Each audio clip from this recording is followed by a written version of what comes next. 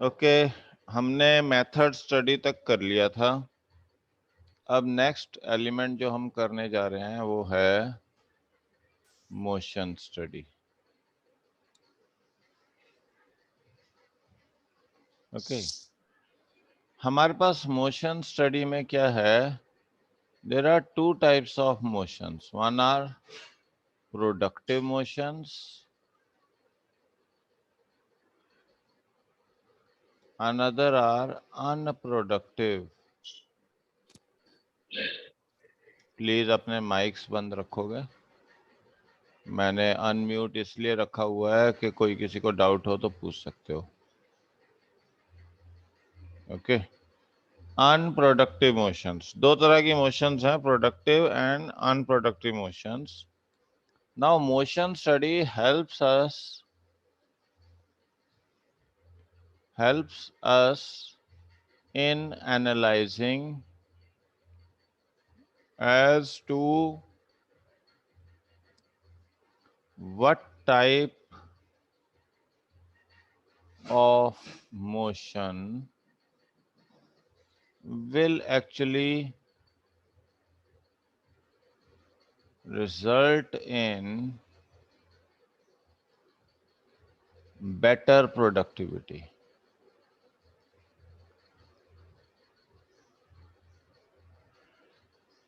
मतलब क्या है कि आप मशीन को चलाने की कोशिश कर रहे हो, तो मशीन, जैसे आप मानते हैं कि हम पहले किसानी खेती करते थे ट्रेडिशनल मेथड से, कि हमने ऑक्स लेके और उनके साथ अपना एक हल होता था, तो उसके हिसाब से फिर हमने एक डेवलप किया ट्रैक्टर। ट्रैक्टर के साथ हमने इक्विपमेंट्स डेवलप किए, जो एक्सेसरीज लगती हैं, कि आप चावल को की हार्वेस्टिंग करनी है तो उसके लिए अलग आपने एक टूल इक्विपमेंट डेवलप किया।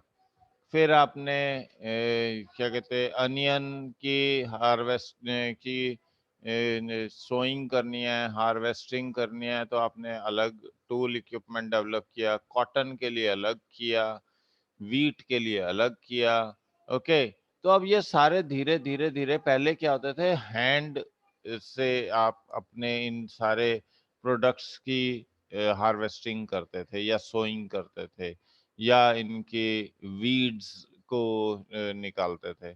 अब आपने क्या किया, नए नए टूल्स एंड इक्विपमेंट्स डेवलप कर दिए, भारी भरकम इक्विपमेंट डेवलप कर दिए इस तरीके के, जिससे एक बहुत बड़े लेवल पे एग्रीकल्चरल एक्टिविटी की जा सकती है, और क्या कहते हैं, उसकी हार्वेस्टिंग की जा सकती है, सोइंग की जा सकती है। तो सारे एस्पेक्ट्स जो हैं वो आपने नए तरीके से डेवलप किए। तो आपने क्या देखा कि क्या ऐसी मोशंस हैं जो आपके वर्किंग सिस्टम को अनप्रोडक्टिव बनाती है। मान लीजिए कि आप कंप्यूटर के सामने बैठते हैं, अगर आप अपने नेक को ज्यादा देर तक डाउनवर्ड मोशन में रखेंगे, तो आपके स्पॉन्डिलाइटिस होने के चांसेस हैं, शैटिका होने के चांसेस हैं। तो अब क्या किया जा रहा है कि चेयर्स इस तरीके से बनाई जा रही हैं जिससे बैक सपोर्ट मिले, नेक सपोर्ट मिले ड्राइविंग के टाइम पे। ओके, आपके जो स्टीयरिंग है उसकी एडजस्टमेंट अलाउड है, सीट की एडजस्टमेंट करवाई जाती है। ऐसे ही कंप्यूटर्स चलाते वक्त आपको एक सिस्टम, ऐसे ऐसे इक्विपमेंट डेवलप करके दिया, ऐसा फर्नीचर डेवलप करके दिया जा रहा है कि so that you can look straight into the screen and you don't have to bend more, जिससे आपकी जो मेडिकल एलिमेंट्स ना हो। तो ये सारे एस्पेक्ट्स क्या हैं, ये मोशंस हैं। Okay, what motions has to be adopted and what motions need to be rejected, ये मोशन स्टडी आपका डिडक्ट करता है। सो motion study is basically eliminating all eliminating all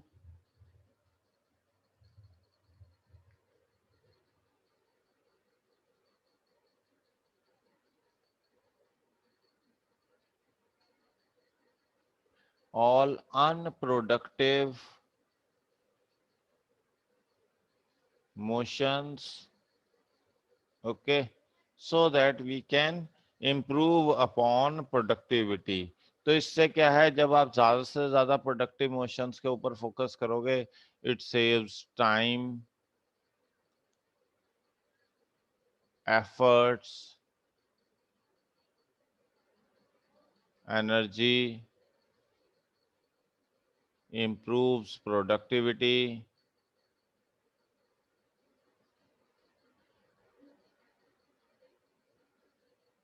okay.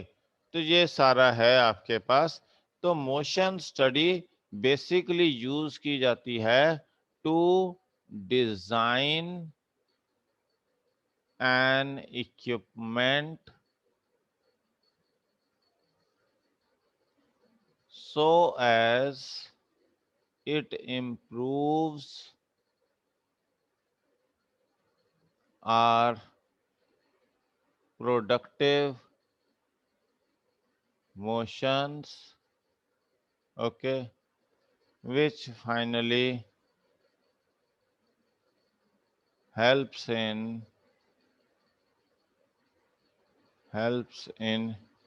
improving productivity of the organization, okay. तो ये आपके पास क्या है, ये है motion studies basically, okay. Is there any doubt with this? हाँ जी, समझ आया ये मोशन स्टडी क्या होता है? अब नेक्स्ट हमारे Yes, पास, sir. ओके, नेक्स्ट है हमारे पास time study, okay. Time study basically helps us in fixing up the standard time period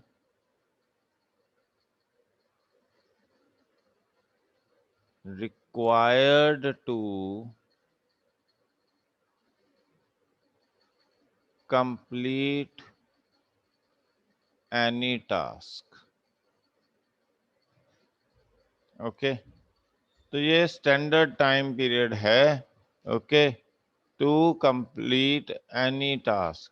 मतलब आप लोगों के स्किल्स, उनकी एफिशिएंसीज को मेजर करते हो टाइम टू टाइम, और उसके बाद एक असेसमेंट लगाते हो कि एक काम को कंप्लीट, एक प्रोडक्ट को बनाने में कितना मिनिमम टाइम आप यूज करोगे to complete a particular task in an organization, okay. So तो ये हमारे पास क्या है कि ये हेल्प करता है to, it helps to understand us to understand as to how much time should be allotted to employees to complete any task.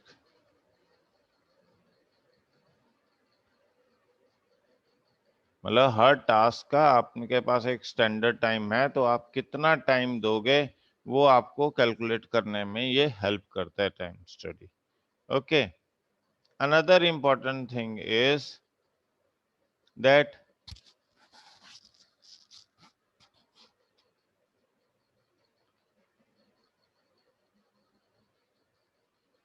it helps in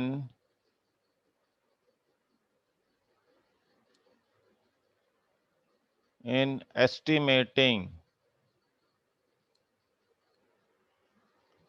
total cost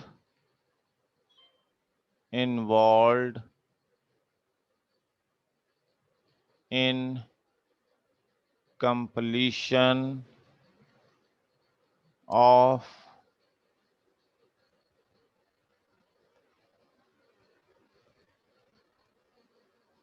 any task. Okay. अब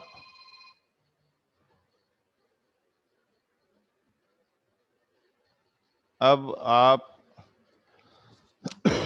sorry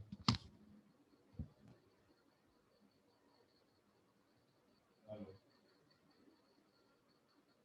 कहाँ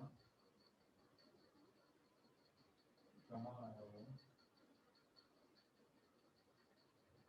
आप अंदर चले जाइए तो मैं जरा बाहर हूँ आप जरा अंदर चले हाँ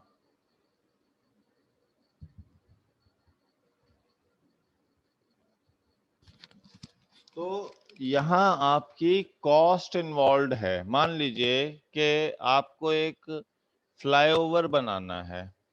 ओके, तो फ्लाईओवर बनाने में आप अगर बिना असेसमेंट के प्रोग्राम को स्टार्ट कर देते हो तो क्या होगा उसमें। मान लीजिए लैंड एक्वायर करनी थी, बिना लैंड प्रॉपर एक्वायर किए आपने क्या किया, प्रोजेक्ट स्टार्ट कर दिया, और बाद में पता लगा कि ये लैंड तो साइड वाली एक्वायर करनी थी और इसके बिना तो प्रोजेक्ट पूरा कंप्लीट नहीं होगा। तो अब वो अगर लैंड नहीं मिलती है, जब तक लैंड नहीं मिलेगी तब तक आपका प्रोजेक्ट कंप्लीट नहीं होगा। तो आपका जो टाइम है वो ज्यादा लगना शुरू हो गया। ओके, प्रोजेक्ट डेंजरस हो गया, उसे एनजीटी से क्लियरेंस नहीं मिलेगी, इन्वायरमेंट क्लियरेंस नहीं मिलेगी, और भी कई क्लियरेंसेस नहीं मिलेगी। तो आपको जब भी कोई प्रोजेक्ट कंप्लीट करना है तो आपको पहले असेसमेंट करनी है कि कितना टाइम लगेगा। एक पिलर को आप वहीं पे कंस्ट्रक्ट करते हो या आप प्री फैब्रिकेटेड पिलर्स लेके आते हो। जैसे दिल्ली में क्या है कि एक इंडस्ट्री लगी हुई है आउटस्कर्ट्स पे दिल्ली के। वो क्या करते हैं, उनको उन्होंने दिल्ली गवर्नमेंट या कोई भी जो ऑर्गेनाइजेशन है वो क्या करती है, उनको ऑर्डर्स देते हैं। जैसे क्योंकि दिल्ली मेट्रो का प्रोजेक्ट बहुत लंबे टाइम से चल रहा है, अब आउटसाइड दिल्ली भी स्प्रेड आउट होना शुरू हो गया है, फ्लाईओवर्स बहुत बनने शुरू हुए हैं, तो उन्होंने वहां पे कुछ कंस्ट्रक्शन कंपनीज को कॉन्ट्रैक्ट्स दे रखे हैं। वो क्या करते हैं, प्री फैब्रिकेटेड आपको पिलर्स बना के देते हैं। उन्होंने आईआईटी दिल्ली, आईआईटी बॉम्बे के साथ कोलैबोरेट कर रखा है। तो वो विंग्स जो हैं, विंग्स वहीं नहीं कंस्ट्रक्ट होते हैं, वो क्या होते हैं, बाहर आपके एक कंस्ट्रक्शन कंपनी है, वहां पे वो विंग्स जो हैं जो आपके पिलर्स के ऊपर लगेंगे वो कंस्ट्रक्ट किए जाते हैं। ओके, ऐसे ही पिलर्स कंस्ट्रक्ट किए जाते हैं। तो वो क्या है कि उनको कंस्ट्रक्ट करवा वहां से मिलते हैं प्री फैब्रिकेटेड, उनको वो लोड करवाते हैं ट्रॉलर्स पे और उसको फिट इन करते हुए जाते हैं। तो वहां पे क्या है कि आपके पास प्री फैब्रिकेटेड मटेरियल है, आपको सिर्फ क्या करना है, लैंड को उसके लिए प्रिपेयर करना है, उस पिलर को कि कितना नीचे तक जाएगा और कितना ये लोड झेल सकता है पिलर। तो वो सारा आपको स्पेसिफिकेशंस देनी है, and then you keep go on and fixing those pillars onto the area where the land where you have decided to construct a flyover or whatever the metro is to be laid down or whatever the things are to be done। तो ये क्या है, ये आपका time बता रहा है कि कितना टाइम यूज होगा एक प्रोजेक्ट को कंप्लीट करने में। फिर उसी के अकॉर्डिंग आपकी कॉस्ट फिक्स होती है। जैसे दिल्ली गवर्नमेंट जब ये कहती है कि हमने एक प्रोजेक्ट में 150 करोड़ रुपीस बचा लिए, तो इसका मतलब उन्होंने प्री डिसाइडेड टाइम से पहले प्रोजेक्ट को कंप्लीट करके जो लेबर कॉस्ट है, जो रॉ मटेरियल की कॉस्ट इंक्रीज होने के चांसेस हैं। ओके, जैसे आजकल महंगाई, अभी आपने कल न्यूज आई होगी कि 10.49% हो गया होलसेल प्राइस इंडेक्स। मतलब हर चीज महंगी होती जा रही है।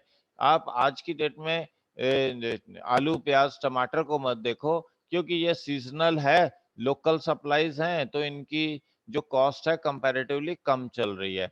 बट जैसे ही सीजन खत्म होगा, यहाँ का लोकल सप्लाईज खत्म होगी, आपको नासिक या नागपुर या कहीं और से, या जो टमाटर आपका आंध्रा से आता है, बंगाल से आता है या हिमाचल से आता है, तो वो कॉस्टली होना शुरू हो जाएगा।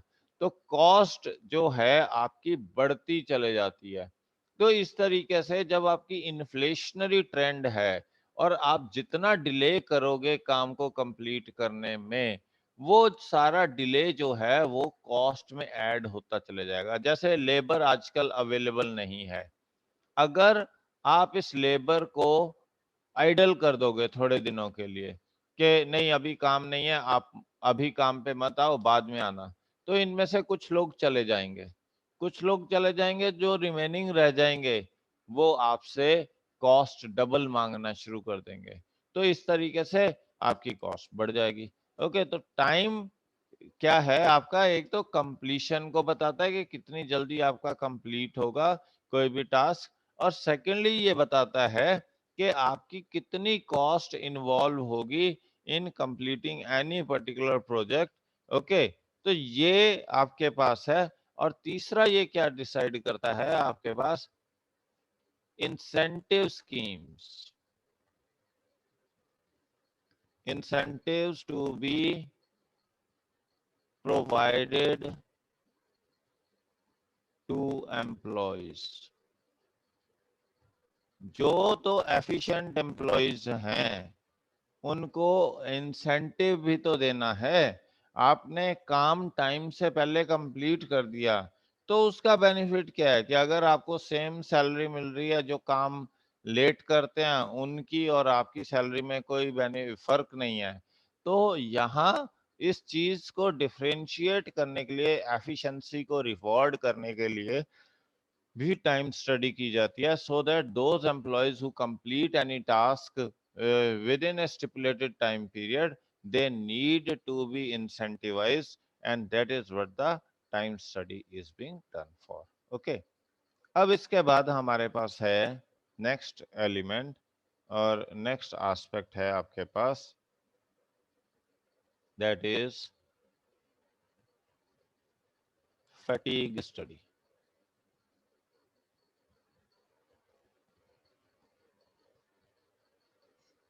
फैटीग स्टडी क्या कहता है, the employees working in any organization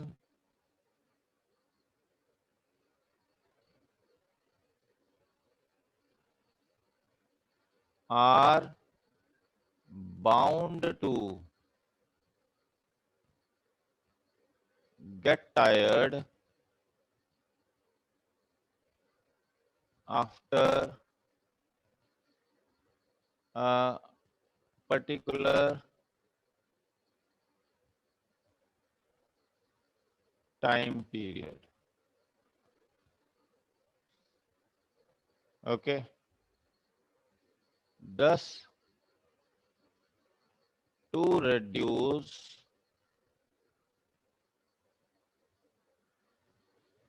their fatigue, it is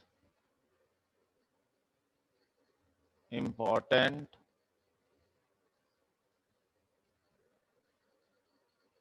to provide them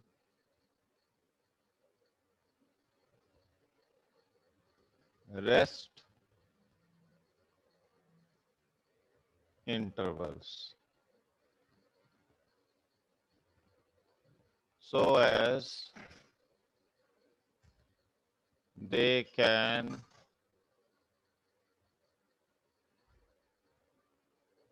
give better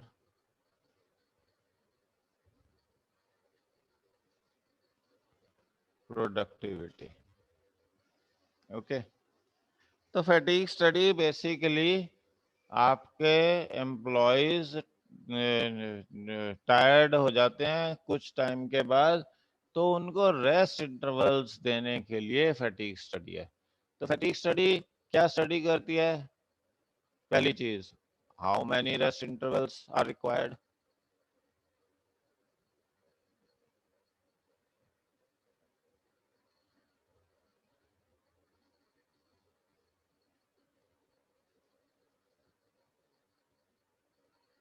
Secondly, how long rest intervals.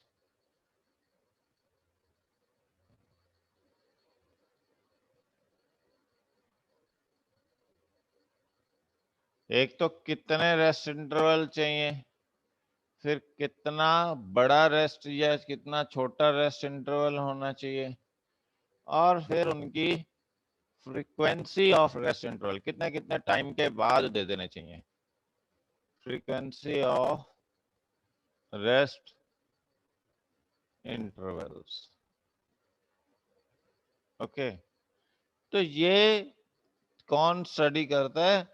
आपका फैटीग स्टडी में हम स्टडी करते हैं कि कितने रेस्ट इंटरवल होने चाहिए, किस साइज के रेस्ट इंटरवल्स होने चाहिए, 10 मिनट, 15 मिनट, 20 मिनट, आधा घंटा, और कितनी फ्रीक्वेंसी के बाद, मतलब हर 1 घंटे के बाद, 2 घंटे के बाद, 4 घंटे के बाद आपका रेस्ट इंटरवल होना चाहिए। तो ये आपको हेल्प करता है फैटीग स्टडी में, to study what should be the level of rest intervals, कितने रेस्ट इंटरवल्स, कितने लंबे रेस्ट इंटरवल्स, और क्या फ्रीक्वेंसी होनी चाहिए। किसका माइक ऑन है? Abhimanyu. Okay, so these all aspects improves upon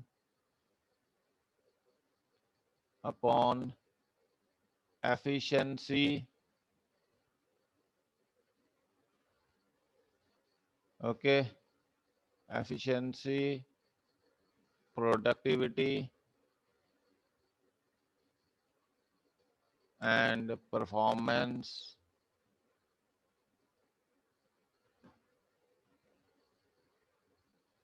of employees। तो इससे एक तो प्रोडक्टिविटी आपकी बढ़ेगी, एफिशिएंसी बढ़ेगी, परफॉर्मेंस बढ़ेगी एम्प्लॉयज की, और उनकी क्या कहते हैं हेल्थ अच्छी रहेगी, वियर एंड टियर कम होगी, और वो ज़्यादा हैप्पीली कंट्रीब्यूट करेंगे ऑर्गेनाइजेशनल ग्रोथ के लिए, ऑर्गेनाइजेशनल प्रोडक्टिविटी के लिए। तो ये हमारे पास रीज़न है why we are going for fatigue study.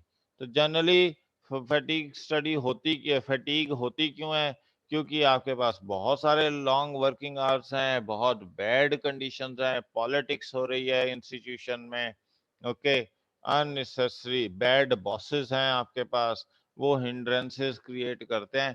तो उससे क्या है कि एम्प्लॉयज बड़े फैटीग्ड से फील करते हैं, टायर्ड से फील करते हैं हर बार, कि हम कहाँ आके फंस गए हैं, क्या ऑर्गेनाइजेशन है। तो इन सारी चीज़ों से बचने के लिए हम फटीग स्टडी करते हैं, ताकि एम्प्लॉयज रेस्ट फील करें, ओके, और अपनी काम को अच्छे से कर सकें। फिर आपके पास एक और है differential piece veg system.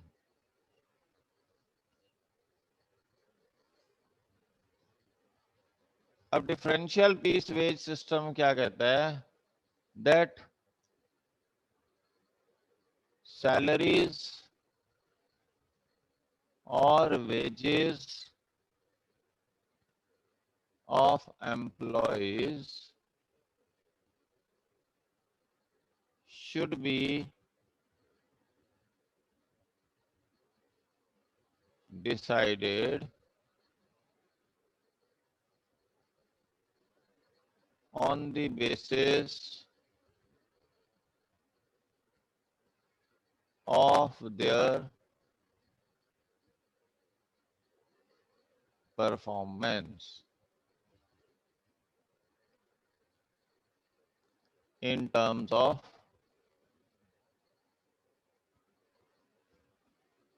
number of units produced।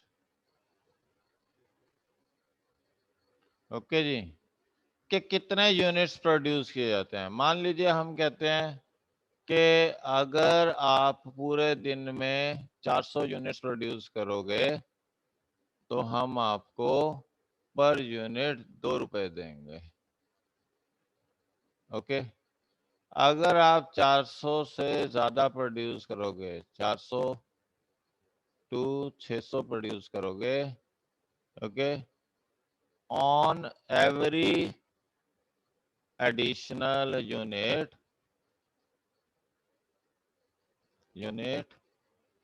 above 400 units will give 4 per unit. Okay. और उससे आगे भी चलते हो तो आपके पास, और अगर आपके पास 400 से कम यूनिट्स प्रोड्यूस होते हैं, लेस देन 400 यूनिट्स, तो आपको या तो कोई पनिशमेंट लगेगी या 50 रुपीज काटेंगे, या जो भी आपने कह दिया कि कम से कम आपको 400 यूनिट्स प्रोड्यूस करने हैं। 400 से कम करते हो तो आपको पनिशमेंट होगी 50 रुपीज की। ओके, मतलब आपको 750 मिलेंगे। 400 यूनिट्स प्रोड्यूस करोगे तो 800 मिलेंगे, मिनिमम 2 रुपए मिलेंगे। और 400 से ज्यादा प्रोड्यूस करोगे, जितने भी 400 से ज्यादा प्रोड्यूस करोगे, पर एडिशनल यूनिट के लिए आपको 4 रुपए पर यूनिट दिया जाएगा। तो मतलब ये क्या है, एक डिफरेंशियल पीस वेज है जिसमें आपकी परफॉर्मेंस को रिवॉर्ड किया जा रहा है। एक परफॉर्मेंस मतलब आपने क्वालिटेटिव प्रोडक्ट प्रोड्यूस करना है, सिर्फ क्वांटिटी के ऊपर नहीं है। आपने क्वालिटेटिवली जो रिक्वायर्ड क्वालिटी का प्रोडक्ट है वो प्रोड्यूस करना है, तो आपको हर एडिशनल यूनिट पे 4 रुपए एक्स्ट्रा मिलेंगे। ओके। और अगर आपके पास जो क्या कहते हैं, आप लेस प्रोड्यूस करोगे तो आपको पनिशमेंट भी मिलेगी, बट वो एक नॉमिनल पनिशमेंट है to just tell you to perform better. Okay. और आपको मिनिमम 2 रुपए दिए जाएंगे 400 यूनिट्स तक।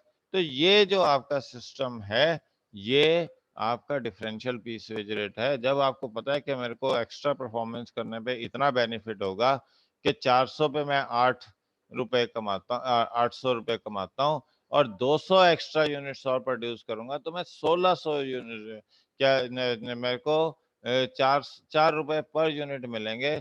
तो उससे क्या है, उसकी जो परफॉर्मेंस है वो इम्प्रूव कर जाएगी, वो बेटर प्रोडक्टिविटी देने लगेगा, वो ज्यादा एफर्ट करेगा, क्वालिटी भी इम्प्रूव रखेगा और परफॉर्मेंस भी ज्यादा देने की कोशिश करेगा। तो ये एफिशिएंट और इन एफिशिएंसी के बीच में डिफरेंशिएट करने में हमें हेल्प करता है। That is what differential piece wage rate system. अभी कल आपने एक पूछा था topic regarding principle traditional implication and modern implication. Okay. तो देखो, हमारे पास टेलर एंड फ्यूल के, हमारे पास फ्यूल के ट्रेडिशनल और मॉडर्न इम्प्लीकेशन है। पहले हम क्या कहते थे कि डिवीजन ऑफ वर्क के ऊपर फोकस करते थे। Okay. Division of work basically traditional aspect में तो हम स्पेशलाइजेशन के लिए करते थे, मगर आज की डेट में हमने क्या किया है कि हमने एक जनरलाइज्ड स्टेटमेंट बना दी है कि आपको क्या डिवीजन ऑफ वर्क करना चाहिए, क्योंकि इससे एफिशिएंसी और इफेक्टिवनेस इंप्रूव होती है।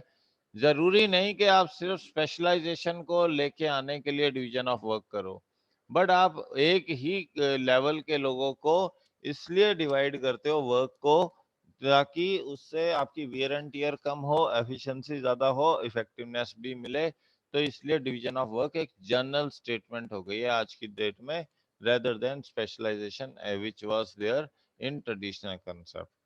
दूसरा है अथॉरिटी एंड रिस्पॉन्सिबिलिटी। ट्रेडिशनल में पहले सिर्फ मैनेजर्स के पास पावर होती थी, मैनेजर्स डिसाइड करते थे सारा कुछ। ओके। उनको एम्पावर किया गया था, मगर आज की डेट में क्या है, एम्प्लॉयज को एम्पावर किया गया है, that they are being given the accountability fix की गई है, उनकी रिस्पॉन्सिबिलिटी फिक्स की गई है for the power they have been assigned to perform the work. तो मतलब सारा का सारा लोड मैनेजर के ऊपर नहीं है, अब एम्प्लॉयज की भी जिम्मेवारी फिक्स कर दी गई है। पहले क्या था कि सिर्फ एम्प्लॉयज की जिम्मेवारी फिक्स थी, मैनेजर की ज्यादा नहीं होती थी। अब मैनेजर के साथ साथ एम्प्लॉयज को भी ये आपने अकाउंटेबल इस्टेब्लिश करने की कोशिश की है। तीसरा है discipline.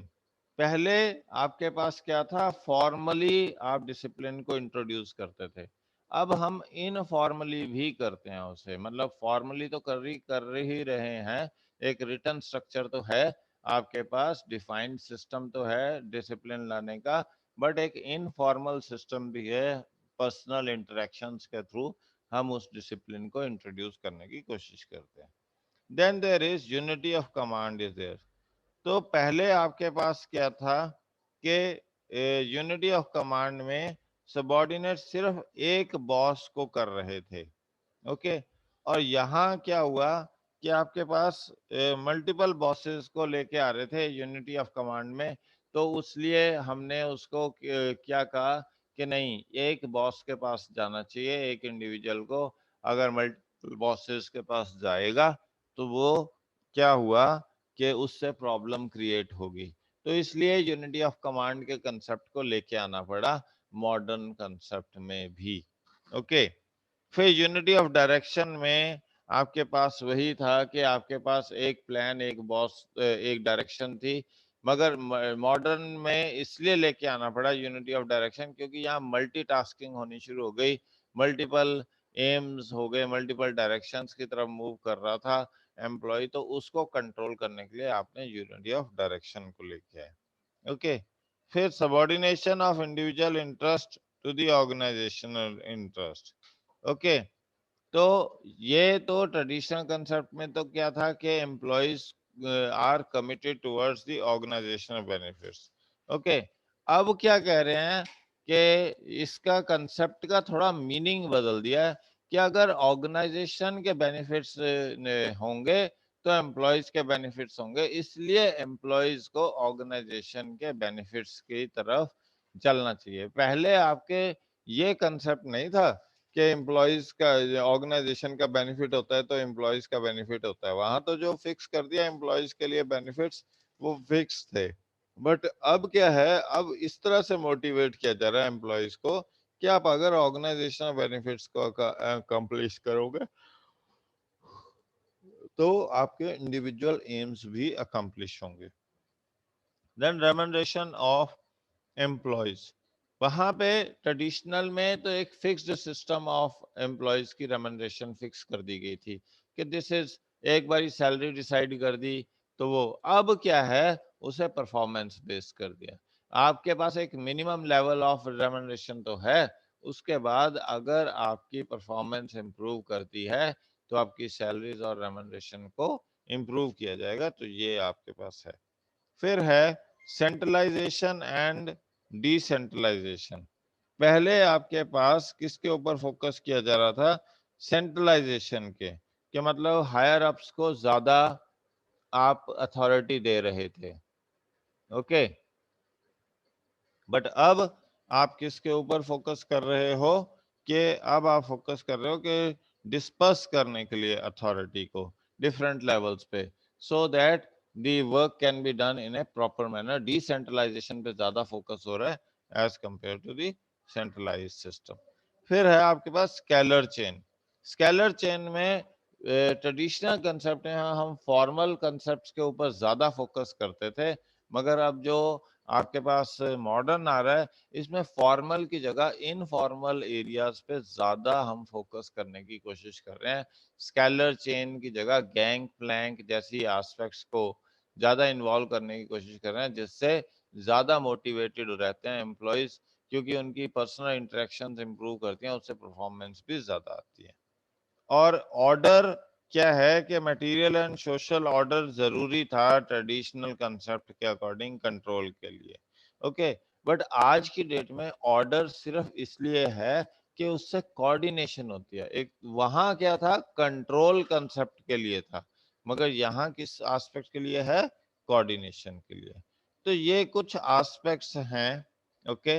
You can study remaining four. So this is all in this chapter and we are through with this. आप लास्ट जो टॉपिक है difference between Henri Fayol and F W. Taylor वो खुद पढ़ लेना, कुछ ज्यादा उसमें नहीं है. Okay, tomorrow will start with third chapter और शाम को मैं आपको भेजता हूँ क्या कहते हैं होमवर्क के questions. Okay, is that clear? Yes sir. Okay जी, तो यही है हमारा चैप्टर, इसे फिनिश अप कर रहे हैं. Okay, thanks.